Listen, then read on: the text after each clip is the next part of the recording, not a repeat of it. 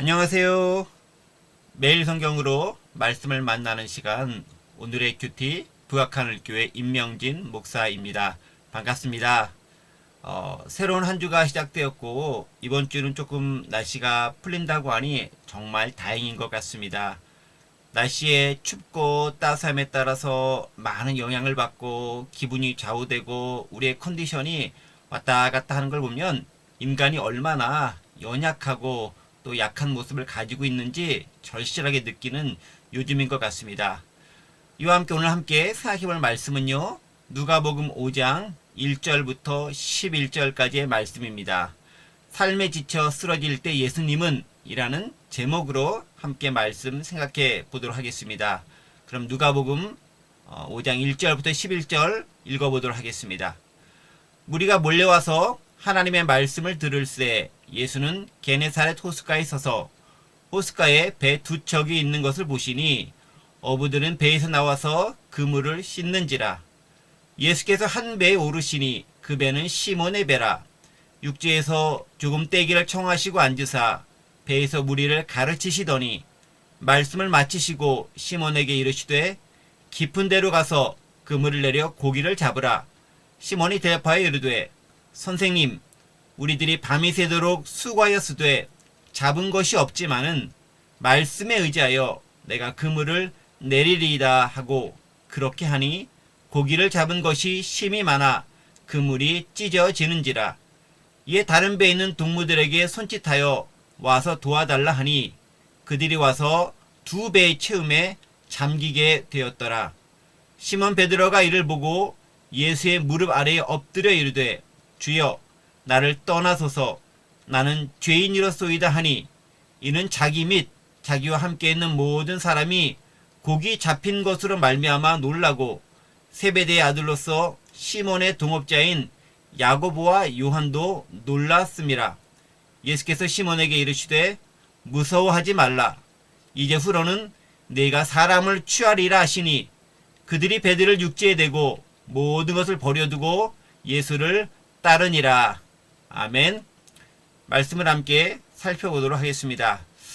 오늘 본문은요, 우리가 잘 아는 예수님께서 게네사렛 호숫가, 갈릴리 바다라고도 하고 혹은 디베랴 바닷가라고도 합니다. 그곳에서 시몬 베드로와 그 동료들을 부르는 장면입니다. 사실 이 부분은 다른 복음서, 즉 마태복음이나 마가복음에도 동일하게 기록되어져 있는 그런 내용이긴 하지만 약간 차이가 있습니다. 학자들에 따라서 이 부분을 가지고 동일한 장면이다, 아니다를 놓고 저마다 의견이 분분하기도 하지만 한 가지 확실한 건요, 예수님께서 시몬 베드로를 만나셨고 그를 제자로 부르셨다는 사실입니다. 자, 그렇다면 오늘 이 말씀을 보면서 제가 말씀 가운데 깊이 다가오는 몇 가지 사항들을 함께 나눠 보도록 하겠습니다. 먼저는요, 저는 이 말씀을 보면서 예수님께서는 항상 먼저 나에게 다가오시는구나 라는 점을 강하게 느꼈습니다. 오늘 본문의 앞장인 누가복음 4장을 보면요, 예수님은 무척 바쁜 하루하루의 삶을 보내시는 것을 알 수 있습니다. 소위 예수님의 3대 사역이라 일컫는 것이 있습니다. 가르치시고 고치시고 귀신을 쫓아내는 사역이 바로 그것입니다. 바로 이렇게 선포와 치유와 축기 사역이 이 바로 앞장인 4장에는 모두 기록되어져 있습니다. 즉 회당에서 말씀을 가르치셨고요, 가버나움에서 귀신 들려 고생당하는 자에게서 그 귀신을 쫓아내기도 하셨고요, 또 시몬의 장모를 열방에서 고쳐주기도 하셨습니다. 그리고 그 소문이 무성하게 사람들 사이에 퍼져나갔고 사람들은 그런 예수님을 호기심 반 기대감 혹은 경외하는 마음도 가지고 심정으로 예수님 주변에 모여들기 시작했습니다. 자, 바로 그때 예수님은 밤새도록 고기를 잡으러 갔지만 아무런 수확도 없이 그저 허탈한 심정으로 돌아와야 하는 베드로와 그 일행들을 보셨고 그들에게 다가오셨습니다. 사실 예수님도 무척 지칠 법한 그런 상태, 그런 상황이었지만, 그런 몸이었지만 인간의 수고로움이 열매를 맺지 못해 실망과 절망과 허탈함에 가득한 그런 사람들에게 예수님께서는 먼저 찾아오신다는 점을 발견할 수 있습니다. 그리고는 혼자서는 다 들을 수 없을 만큼 정말 많은 양의 물고기들을 그들에게 선사하셨습니다. 그들을 불쌍히 여기시는 예수님의 모습을 발견할 수 있습니다. 그렇습니다. 예수님은 언제 오십니까? 우리가 낙심하고 연약하고 힘들다고 느껴질 바로 그때 사실은 찾아와 계십니다. 항상 먼저 다가오십니다. 문제는 그렇게 우리 곁에 다가와 계시는 예수님이 있음에도 불구하고 그분 우리가 알아보지 못하거나 혹은 모른 척하면서 예수님을 외면하는 경우가 많다는 것이지요. 우리 자신을 돌아봐야 되겠습니다. 두 번째 제가 말씀과 더불어서 깨달아진 것은요. 소위 베드로의 이 소명의 응답, 예수님의 부르심에 응답하고 다 버리고 쫓아가는 이 응답도 결코 단번에 이루어진 것이 아니다라는 사실입니다. 우리는 예수님이 누군가를 부르셨을 때 바로 귀신에 홀린 듯 곧바로 지체 없이 반응하는 것으로 생각하기 쉽습니다.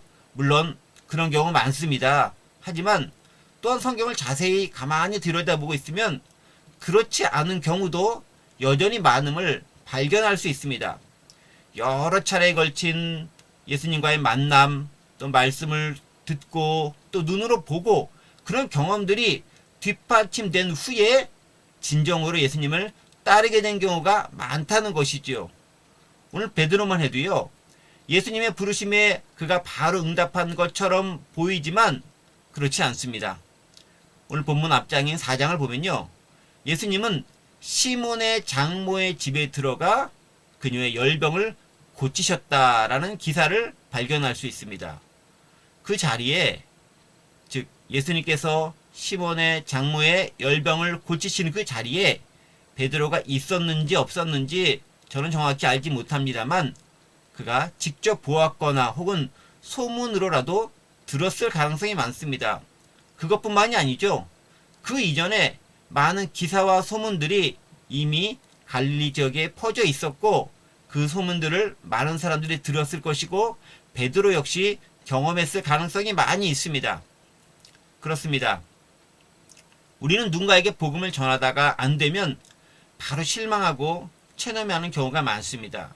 그렇지만 베드로조차도 단 한 번이 아닌 여러 차례에 걸쳐서 예수님에 대한 직간접적인 소문과 경험이 있었다는 사실을 감안하고 생각해 본다면 결코 한두 번의 실패에 낙심하지 말아야 하는 것을 알 수 있습니다.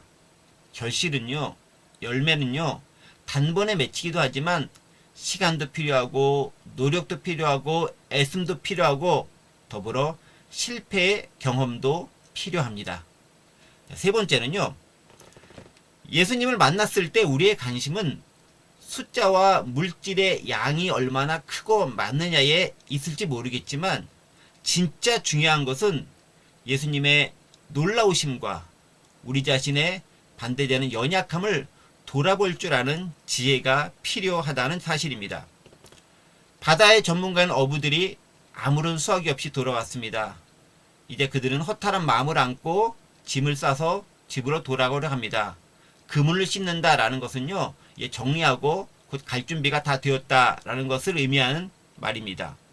그리고 상식과는 벗어난, 저는 사실 제가 어부가 아니기 때문에 상식이 맞는지 아닌지 잘 모르겠습니다만 깊은 데서 그물을 내리라 라는 말씀을 듣게 됩니다. 그런데 그 명령에 어쨌든 베드로는 순종을 하게 됩니다. 그리고 놀라운 결과는 없습니다. 도대체 고기가 너무 많아서 그물이 찢어질 지경이 되었다는 사실이죠. 자, 그런데 자본주의적 환경에 살고 있는 우리는 어디에 관심을 두기 쉽냐면 정말 많이 잡힌 물고기의 그 위대함, 태산 같은 모습에 우리의 주의를 빼앗기기 쉽습니다. 그물이 찢어질 만큼 많이 잡힌 물고기에 우리의 관심을 기울이기 쉽다는 말이죠. 실제로도 그럴 개연성이 많습니다. 당장 눈앞에 보이는 태산같이 많은 물고기를 보면서 어안이 벙벙할 것이고요. 그 모습에 압도될 것이 분명합니다. 하지만 그때 우리가 진정 봐야 되는 것은 무엇일까요? 그 고기의 풍성한 양에 있는 것이 아니라 오히려 반대로 나 자신의 초라함과 연약한 마음, 빈 마음이어야 합니다. 그리고 그렇게 역사하실 수 있는 우리 주님의 능력과 위대하심을 볼 수 있어야 됩니다. 그래야 최소한 베드로처럼 주여 나를 떠나소서 나는 죄인입니다 라는 고백을 할 수 있게 될 것입니다.